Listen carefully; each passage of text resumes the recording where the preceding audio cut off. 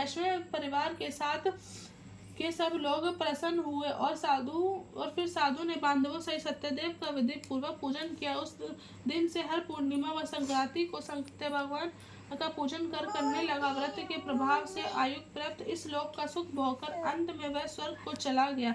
सूत जी बोले, है ऋषि, मैं और भी कथा कहता हूँ, है सुनो। प्रजा पालन में लीन टुंडध्वज नाम का एक राजा था। उसने भी भगवान का प्रसाद त्याग कर बहुत ही दुख पाया। एक समय वन में जाकर पशुओं को मारकर बड़े के पेड़ के नीचे उसने भक्ति से ग्वालों और बांधवों सहित सत्यनारायण का पूजन कर देखा। राजा ने देखकर भी अभिमान वश न वहां गया और न नमस्कार किया। वह ग्वालों ने भगवान को प्रसाद उसके सामने रखा तो प्रसाद को त्याग कर अपनी सुंदर नगरी को चला गया।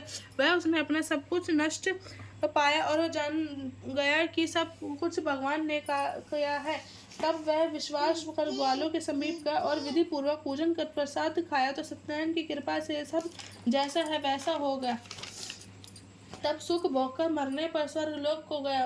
जो मनुष्य इस परम दुर्लभ व्रत को करेगा, भगवान की कृपा से उस धन्य धान्य की प्राप्ति होगी। निर्धन धनी होता है, बंदी बांधव से मुक्त होकर निर्भय हो जाता है, संतानहीनों को संतान प्राप्त होती है, सब मनोरथ पूर्ण होकर अंत में बैकुंठ धाम को जाते हैं। जिससे पहले वे इस व्रत को किया है उनके दूसरे जन्म में की कथा कहता हूँ। वृद्ध शतानंद ब्राह्मण सुदामा का जन्म लेकर मोक्ष को गया। उनका मुख नाम का राजा दशरथ होकर बैकुंठ को हुआ। साधु नाम के वैश्व ने मोरध्वज बनकर अपने पुत्र की ओर चीरकर मोक्ष प्राप्त किया। महाराज टुंडध्वज ने स्वयंभू होकर भगवान के भक्तियुक्त कर्म कर मोक्ष को प्राप्त हुआ।